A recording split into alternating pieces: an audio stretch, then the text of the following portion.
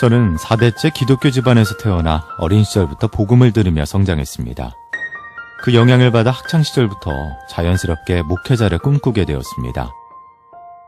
하지만 처음 가졌던 마음과 달리 대학 시절 술을 입에 대기 시작하면서 하나님 앞에 서는 것이 두려워졌습니다. 길 잃은 양처럼 음주와 담배 그리고 도박까지 손을 뻗기 시작했습니다. 쾌락의 늪에 빠져 허우적거리는 저를 다시금 붙잡아 십자가 앞에 서게 해주신 주님. 찬양 문학 사역과 교회 음향 관련 사업을 하면서 삶의 지경을 확장시켜 주셨습니다. 그 기쁨도 잠시, 사업이 흔들리고 가정이 무너지자 찾아온 고도 우울증과 거식증. 계속되는 문제 앞에 죽음까지 결심한 그때 하나님은 제 손을 놓지 않으셨고 다시 삶 가운데로 인도해 주셨습니다. 덤으로 얻은 삶, 주님 나라를 위해서 살고 싶은 저의 이야기를 들려드리겠습니다.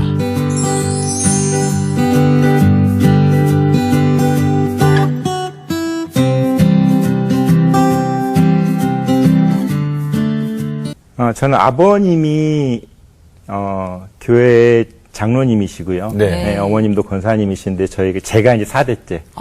네, 그래서 오래전부터 신앙이 쭉 이어졌기 때문에 저는 자연스럽게 모태신앙으로 네. 어릴 적부터 교회를 가야만 했던 그런 아이였습니다. 그러니까 아주 교회 착한 오빠셨네요. 네. 교회 오빠. 네. 그러면은 이렇게 이제 어릴 적부터 부모님 영향 때문에 교회를 잘 다니셨으면 학창 시절도 건강하게 또 모범스럽게 잘 성장하셨을 것 같은데 학창 시절에 혹시 꿈이 있었다면 어떤 꿈을 꾸셨어요?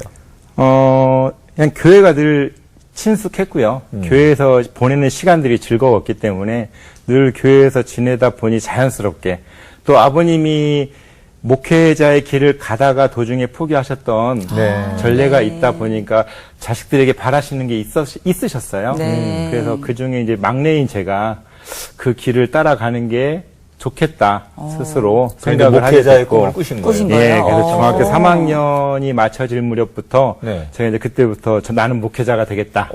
네, 나는 목회자가 되겠다라고 선언을 했었죠. 여러 가지 이제 환경이 잘 맞아 떨어지셨어요. 좋은 아버님과 또 환경적으로도 가정이 믿음의 가정이셨고 네. 또 본인도 열심히 신앙생활을 하셔서 네. 내가 목회자가 되어야 되겠다라는 꿈을 가지셨는데 결과론적으로는 목회자는 안 되셨어요. 네, 그렇습니다. 도대체 왜 그러셨을까? 고등학교 때까지는 주위에서 많이 이끌어주시는 분들도 있고 주변 환경이 네. 예, 목회의 길을 서원하고 나아가는데 어려움이 없었는데 네. 이제 그때 당시에 저에게 목회의 길을 설계라고 해야 되나요?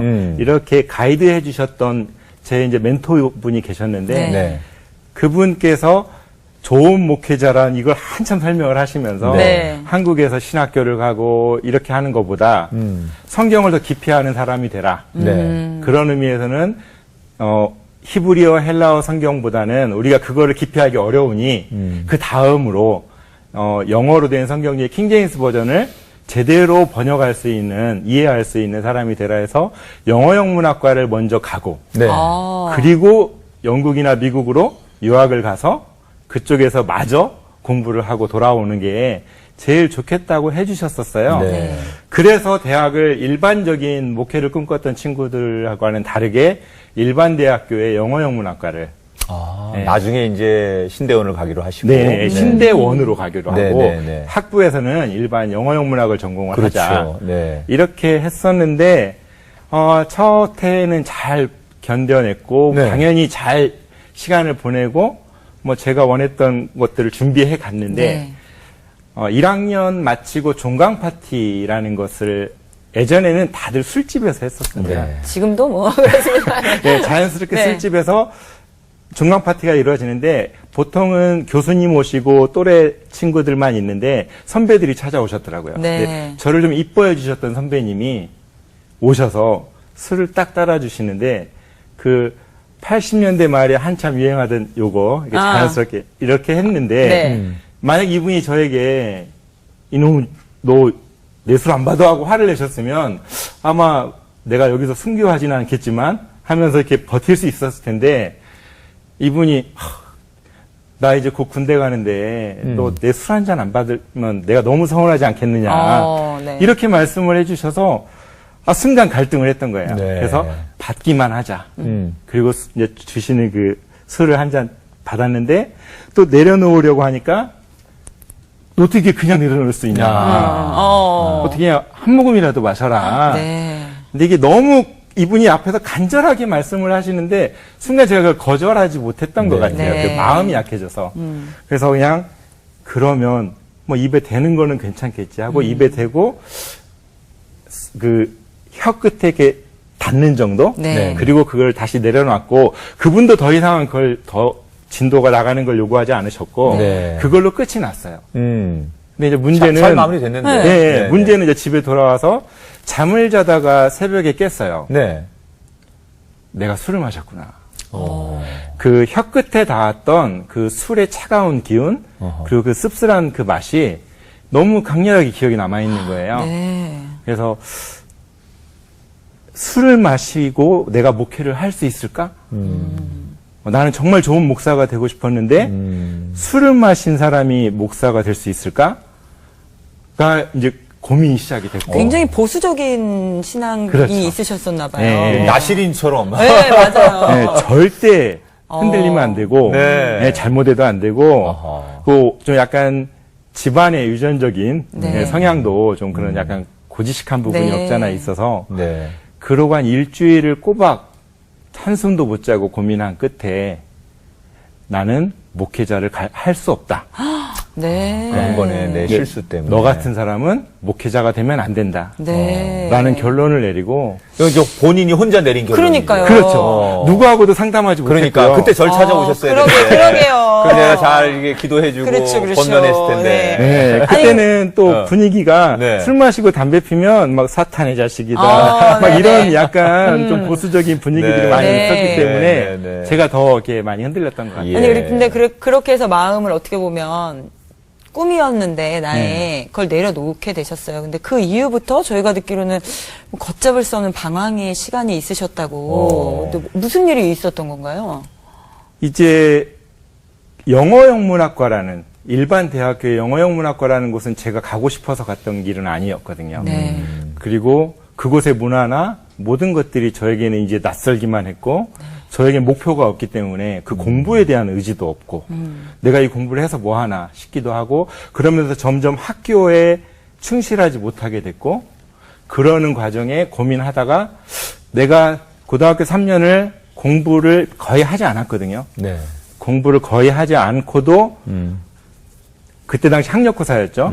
이렇게 좋은 성적을 받았으면 네. 내가 조금만 더 열심히 하면 정말 좋은데 명문대 가서 목회는 못하지만 사회적으로 성공하는 부모님이 자랑하실 수 있는 그런 길을 갈 수 있지 않을까? 네. 그래서 그때 당시에 이제 그 뭐 S대에 그 진학을 했던 친구가 자취를 하고 있었는데 네. 부모님을 설득해서 제가 그곳에 가서 그곳 도서관에서 공부하면서 그 학교를 가겠습니다. 네. 뭐 재수를 이제 하기로 결심을 하고 서울 올라왔어요. 네. 전주에서 서울 올라와서 처음에는 좀 공부를 했는데 네.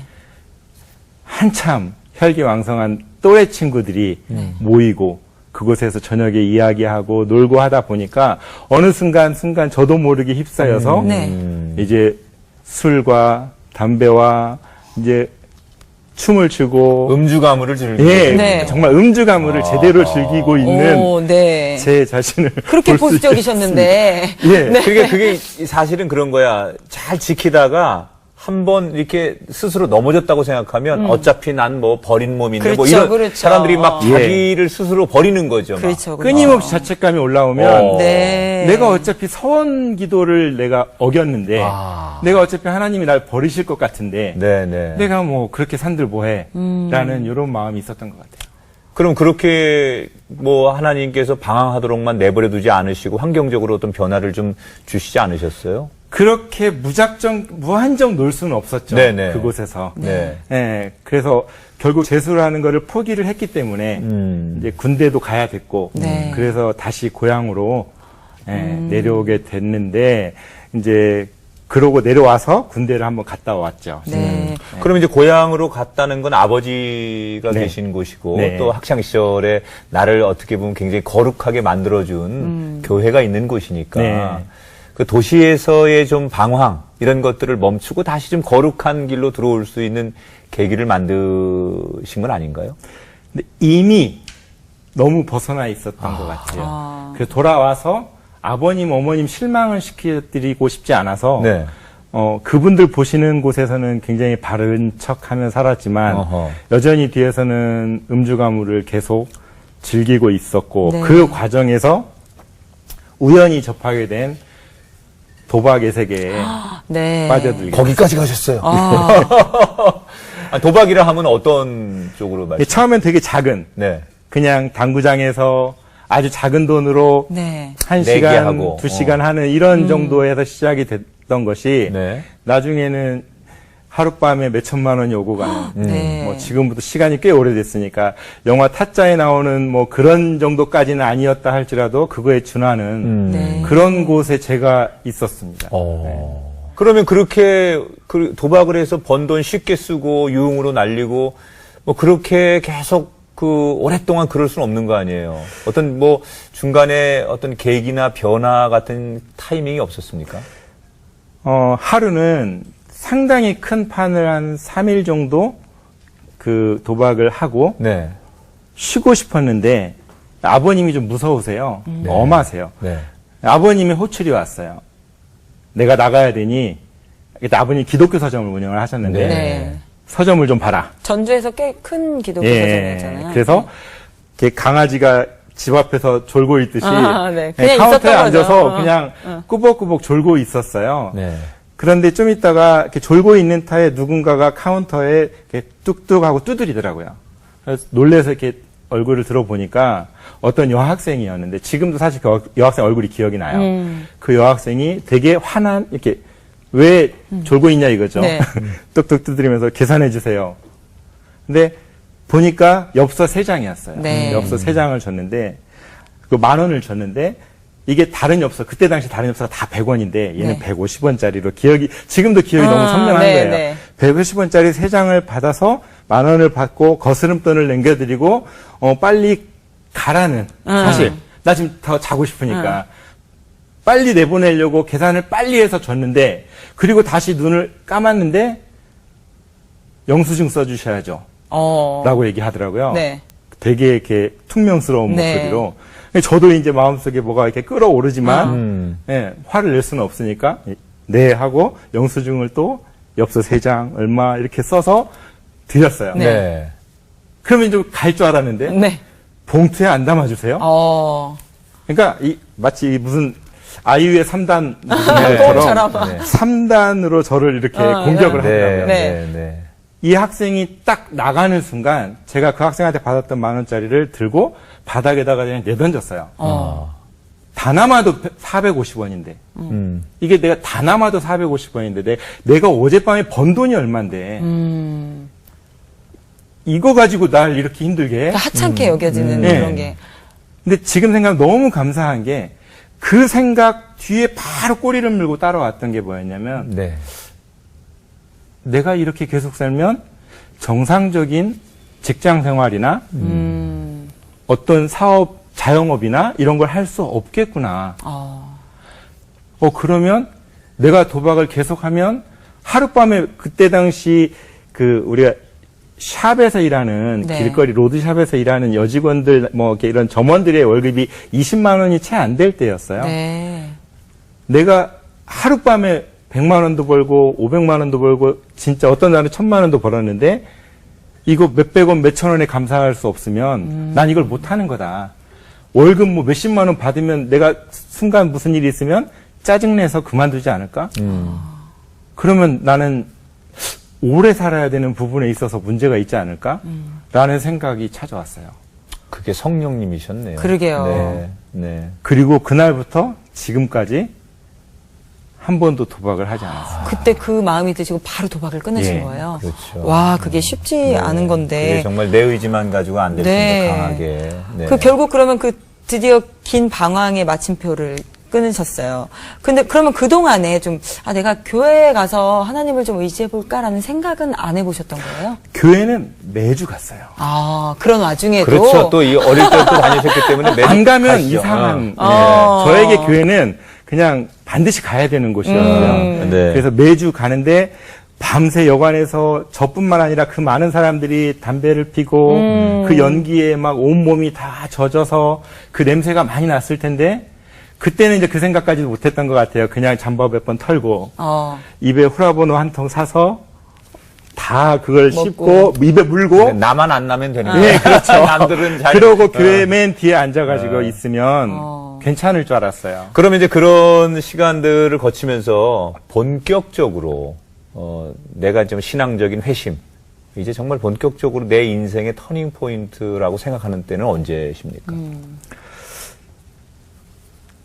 26살 때쯤에 제가 좀 일찍 결혼을 했어요. 그 당시에는 좀 네. 이른 결혼을 했는데 그러면서 내가 앞으로 가정을 가지고 이런 걸 하려면 내가 끊어야 될 것들을 정리해야 되겠구나. 그래서 그때 당시에 술을 끊고 담배를 끊고 도박을 다 끊고 이제 그 나이트 클럽에 다니는 것도 다 끊고 그때부터 이제 아버님 일을 돕는 네. 예, 아버님이 또 도움을 필요하셨기 때문에 네. 아버님의 일을 돕는 일을 시작을 했습니다. 네. 그러면은 예배 가운데 뜨겁게 하나님을 만났던 기억, 첫 기억이 있으세요? 20대 초반 이후로는 없었어요. 사실 방황기가 바로 왔기 때문에. 네. 그러다가 아버님을 돕는 서점에서 그냥 직원처럼 아버님을 돕다가 저희 기독교 서점에 젊은 친구들이 참 많이 왔어요. 그렇죠. 그 친구들이 옛날에는 그 앨범들, 테이프들을 많이 네. 샀었는데 네. 그 테이프를 사면서 우리는 이 전주는 왜 이런 공연도 없고 뭐 이런 말들을 네. 하는 걸 제가 능히 들었기 때문에 이런 거를 그냥 서비스 차원에서 고객 서비스 차원에서 한번 해볼까라고 네. 기획을 했고 그렇게 이제 어떤 한 CCM 팀을 초대해서 작은 행사로 기획했던 그 자리에서 예, 제가 눈물이 터지고 이제 하나님과 기도가 안 나왔거든요. 네. 그 전까지. 근데 다시 기도가 터지고 그러면서 그 느낌이 너무 좋게 다가왔어요. 그러면 어떻게 보면 하나님과 뭐랄까요? 소통을 하기 시작하셨어요. 기도라는 네. 건 하나님과의 대화니까. 그러면 그 이후에 집사님의 삶에 좀 어떤 변화들이 좀 있던가요? 그걸 놓치고 싶지 않았어요. 그 네, 기쁨과 힘겹게 그 평화. 돌아왔기 네. 때문에 이 느낌을 놓치고 싶지 않아서 계속 그 모멘트를 줬던 게 인사이트를 줬던 게 CCM 공연이었기 때문에 집회였기 때문에 그거를 계속 기획을 하는 과정에서 한 팀의 이제 라이브 콘서트를 그 지역에서 주관하게 되었고 그 과정에서 이제 많은 학생들, 자원봉사자들을 모집을 했는데 그 아이들이 또 너무 이쁘고 기특해서 헤어지기가 싫더라고요. 네. 그래서 우리 모여서 다 같이 한번 이 일을 해보지 않겠느냐. 제가 제안을 하게 됐고 애들이 네. 흔쾌히 이렇게 승낙을 해줘서 아름다운 나라라는 네. 예, 선교단체가 그때 만들어졌습니다. 이야, 이제 정말 또 은혜의 자리로 점점점 지금 네. 다가가고 계신데 기독교 서점, 문화사역 이런 걸 정말 은혜롭게 잘 하시다가 새로운 사업에 도전을 하셨어요, 그때쯤. 네. 네. 그러니까 이게 원래 하던 거는 이제 아버님의 기독교 서점이었지만 제 나름대로의 사역이라고 생각을 하고 있었어요. 그러니까 처음에는 그런 마음까지는 갖지 않았는데 아까 말씀드렸던 그 멘토이셨던 분이 러시아에 선교사로 가셨다가 네. 잠깐 들어오셔서 저에게 저의 근황을 물어보시는데 너무 부끄러웠어요. 네. 그분 앞에 목회의 길을 가지 못하고 있는 제 자신이 주섬주섬 제 자신에 대한 변명같이 요즘 이것도 하고 있고요. 저것도 하고 있고 얘기를 했는데 그분이 저에게 해주신 말씀이 너 목회하고 있네. 목회가 다른 게 아니야. 나는 강단에 서서 설교하는 게 내가 하는 목회라면 너는 청소년들에게 문화를 알리고 그들의 문화를 통해서 아이들에게 복음을 전하는 그게 목회야. 잘하고 있는데 이렇게 툭 던져주시고 훅 가셨어요. 네. 네. 그리고 지금까지 한 번도 못 뵀어요. 그러셨구나. 근데 그게 저에게 굉장히 큰 충격이 왔어요. 네. 충격으로 다가왔던 것 같아요.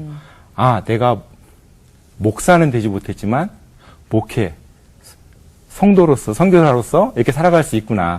그렇죠. 그래서 뭐 이렇게 그 당시에 음향 토탈 뭐 그런 일들로 좀 뛰어드셨다고 얘기 들었어요. 네, 이제 선교단 아이들이 이제 점점 나이가 올라가고 그 아이들이 평신도가 운영하는 선교단체에서 오랜 세월 사역을 하는 것들을 부모님들이 그딱 좋아하지 않으셨어요. 네. 근데 그 아이들이 나이가 20대 중반이 되어 가니까 이 아이들의 미래가 고민이 되더라고요. 이 아이들은 더 계속 사역하고 싶어 하지만 그들의 생계를 책임져야 되는 이제 부담이 있었던 거죠. 그래서 직장 공동체를 한번 만들자라고 생각해서 우리가 할 수 있는 또 다른 직업이 뭐가 있을까? 그게 이제 음향 영상이 친근했으니까 저희가 공연을 많이 하다 보니까 네. 친근감이 있어서 그걸 시작을 했습니다. 그래서 이름도 이제 리바이트, 이게 레위지파라는 이름인데 시스템으로 예배를 섬기자 하는 이제 이름으로 리바이트라는 회사를 사실 큰 기대는 하지 않고 아이들 월급 정도만 나올 수 있었으면 좋겠다 하고 시작을 했습니다. 근데 사실 창업을 하시고 승승장구 하셨어요. 네. 예상치도 못하게 사업이 잘 되셨고 네. 또 빠른 성장을 보였는데 나름 이렇게 뭔가 성공이라는 걸 거둔 보람도 굉장히 크셨을 것 같고 좀 그 행복한 시간들이 좀 있으셨을 것 같은데 그때 당시에는 어떠셨나요? 2010년에 이제 처음 서울에 1월에 올라와서 리바이트를 공식적으로 시작을 했는데 해마다 굉장히 고속 성장을 했어요. 네. 근데 그 과정에서 너무 일에 원래 목적은 사역을 돕는 직장이었는데 직장이 너무 바빠지니까 네. 사역이 자리할 틈이 없었어요. 그래서 처음에 함께했던 선교단체의 스태프들이 빠져나가기 시작했고 그 자리를 기술을 가진 직원들이 대체하기 시작했고 네. 그들의 영향이 점점 커지기 시작했어요. 그러면서 저는 점점 뭔가 내가 일은 하고 있지만 뭔가 보람은 많지 않았던 네. 그렇지만 일은 또 해야 되는 네. 일에 매몰되어 살았던 시절이 있었던 것 같아요. 처음에 의도하고는 좀 다르게. 네, 전혀 다르게. 겉으로는 화려한 것 같지만 내 마음속의 기쁨과 네. 첫 마음, 첫사랑 이런 것들은 좀 어느덧 사라져버린. 네. 그 마음의 병이 찾아오는 그렇죠. 거죠. 근데 이게. 그러다가 또 좀 가정에 어려움이 있으셨다고 들었어요. 이제 전주가 집인데 네. 서울에서 직장 생활을 하다 보니까 이제 가정의 불화가 이제 시작이 되었고 갈등이 시작이 되었고 그게 이제 이혼으로 첫 번째 결혼이 이제 실패하는 네. 네. 이혼의 길로 접어들게 되었어요. 아유, 얼마나 힘들었을까. 그러게요. 제가 추구했던 목회의 길도 포기하게 되었고 가정 하나에 굉장히 큰 어떤 의미를 두고 지켜왔던 건데 네. 그것도 내려놔야 되는 상황이 오니까 마음이 많이 힘들고 내가 지금 이곳에서 이 서울 고향은 아닌데 내가 이곳 서울에서 지금 뭐 하고 있나? 라는 생각이 훅 오면서 이제 굉장히 나쁜 생각들이 몰려오고 네, 그 환청이 들리기 시작하고 그래서 제가 2013년 12월에 그 해에 굉장히 큰 성공적인 매출을 올렸는데 네. 저는 더 큰 이제 상실감이 찾아와서 아주 나쁜 선택을 예, 하게 됐습니다. 네. 네.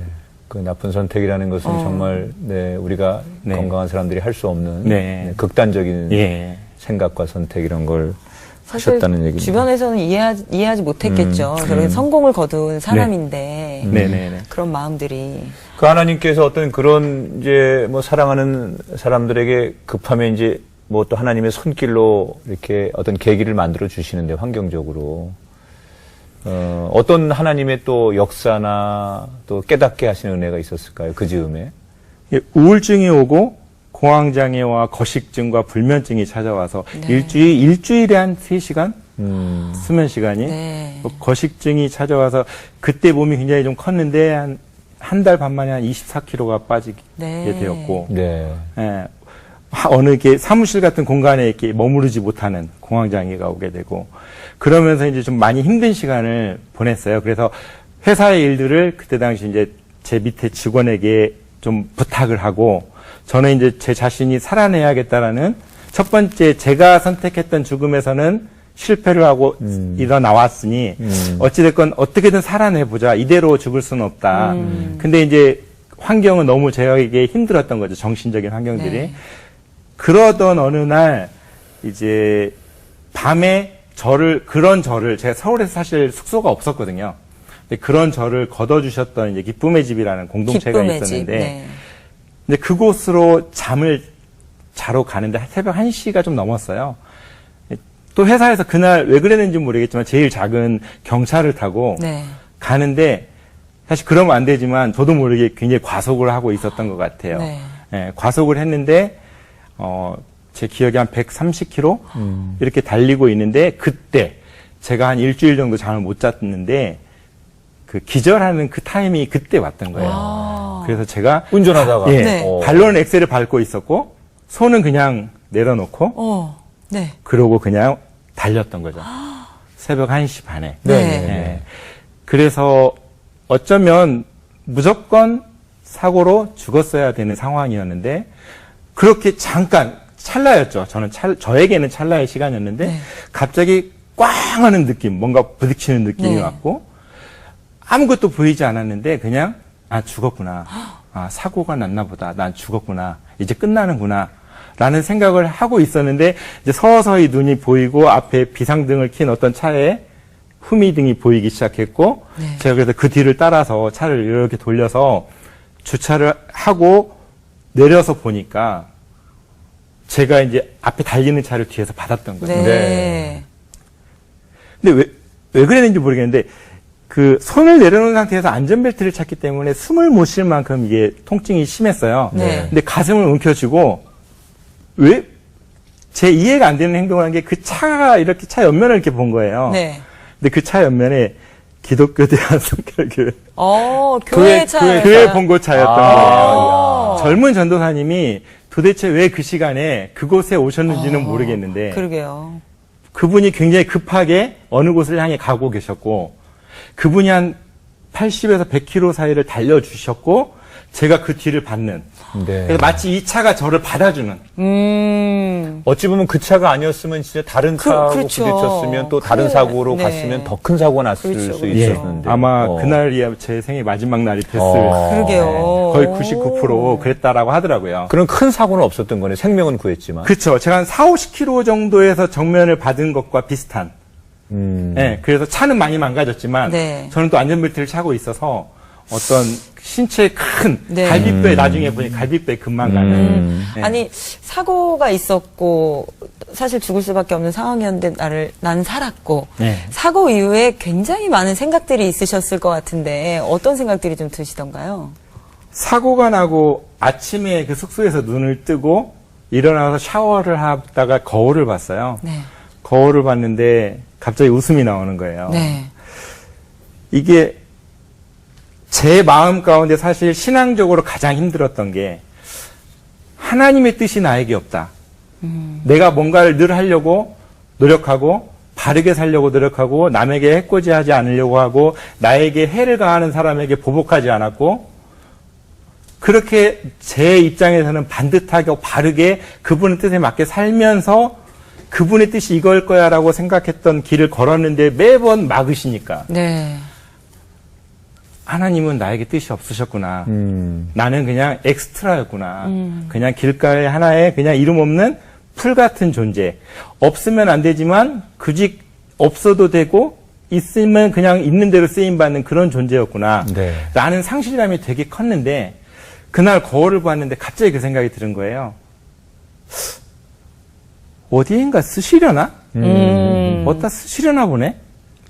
그러지 않고서는 이런 상황에서 나를 왜 살려놓으셨을까? 어디다 쓰시긴 하려나 보다 하면서 웃음이 푹 터져 나왔어요. 그 웃음의 의미를 하나님은 아실 거예요. 그렇죠.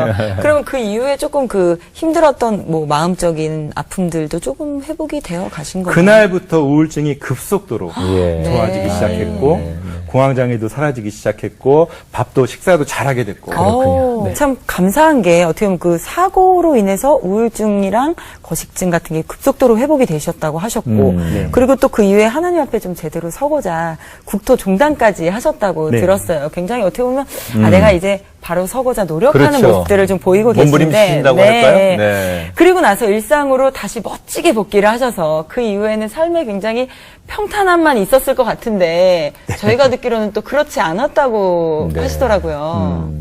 예, 제가 가장 싫었던 걷기라는 거를 통해서 국토등단을 했는데 그게 끝나고 저는 이제 선언을 했죠.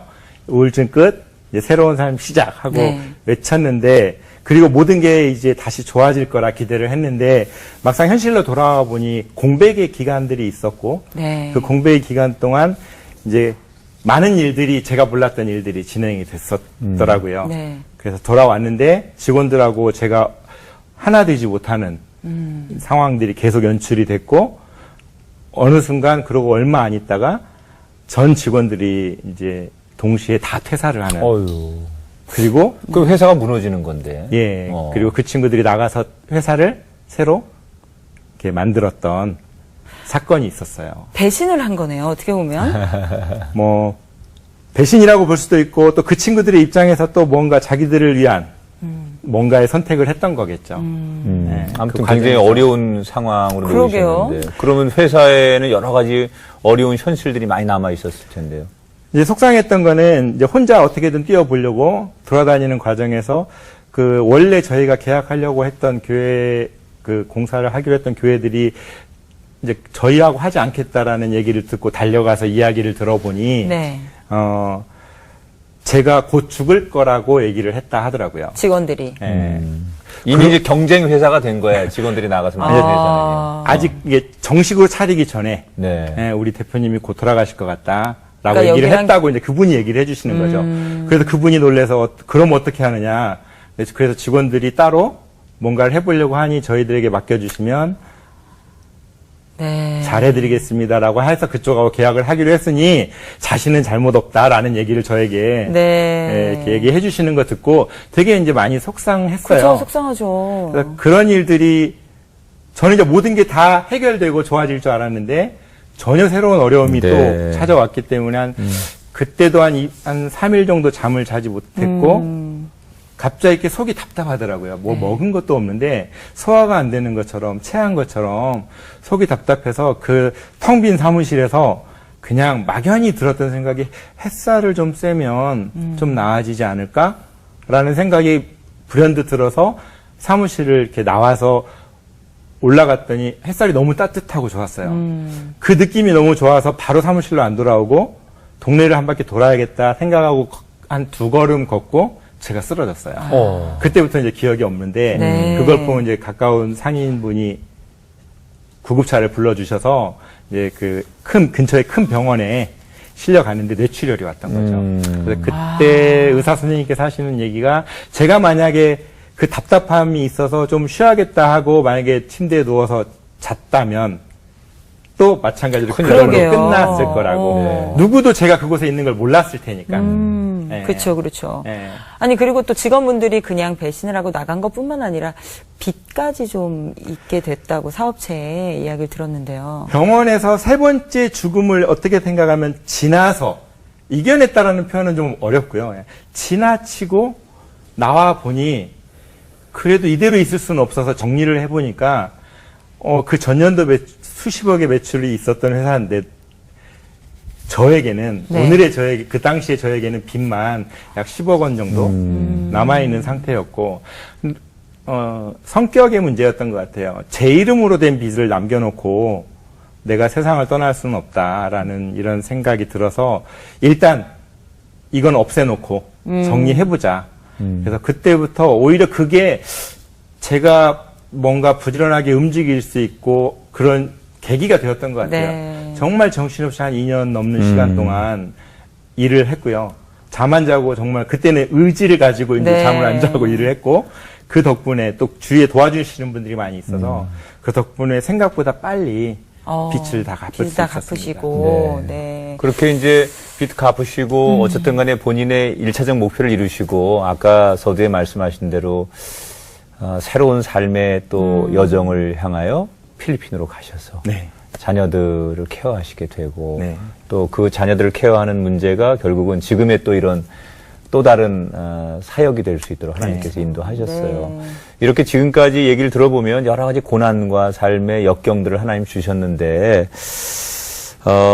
나에게 이런 일들을 허락하신 이유가 하나님 있을 텐데 본인은 그런 거에 대해서 이게 어떤 뜻이 있을까 이렇게 생각해 보신 적이 있으세요? 많이 스스로에게도 또 기도하면서도 질문했던 것 같은데, 제가 내린 결론은, 그것은 그분의 것이다. 나의 것은 아닌 것 같다.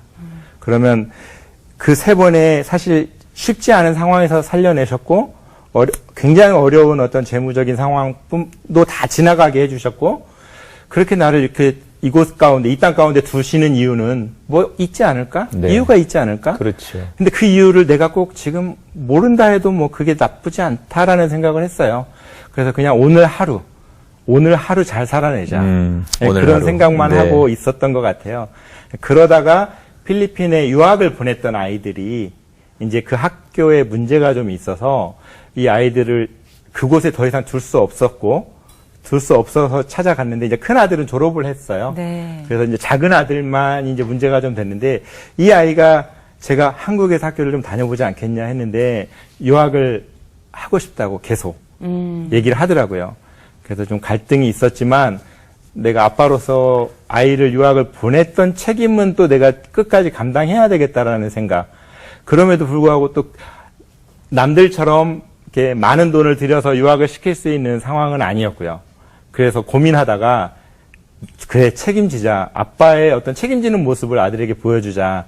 그래서 한국의 모든 것들을 내려놓고 그곳으로 들어가서 제 아이를 돌보는 게 이제 가장 큰 일차적인 우선이었고요. 목표였고. 그렇죠. 그 과정에서 그냥 그렇게 갈 수는 없으니까 이제 그 이야기를 서서히 풀어놓는 과정에서 또 다른 분이 저에게 아이를 맡기셔서 올포스쿨을 시작할 수 있게 되었던 거죠. 네. 그렇죠. 아, 저는 오늘 참 집사님 많은 일들을 겪으셨고 또 그 안에서 많이 회복하는 과정들의 이야기를 들었는데 지금 아마 지나온 과정, 삶의 과정들과 같은 현실에 있으신 분들이 또 계실 텐데 그분들에게 참 많은 위로와 용기가 되지 않을까라는 생각이 또 들어요. 또 지금 상황, 나에게 주어진 현실이 너무 힘들어서 포기하고 싶고 나 자신조차 나를 놓고 싶은 그런 순간에 또 주변 친구들 다 떠나가고 아무도 나를 인정해주지 않는 것 같을 때 누구보다 나를 잘 아시는 주님 한 분만은 절대 우리의 삶을 포기하지 않으신다는 거, 그리고 그 상황에서 계속 일하고 계신다는 거를 많은 분들이 또 저도 꼭 기억해야겠다는 생각이 들었습니다. 오늘 함께 해주셔서 고맙습니다. 고맙습니다. 네, 감사합니다.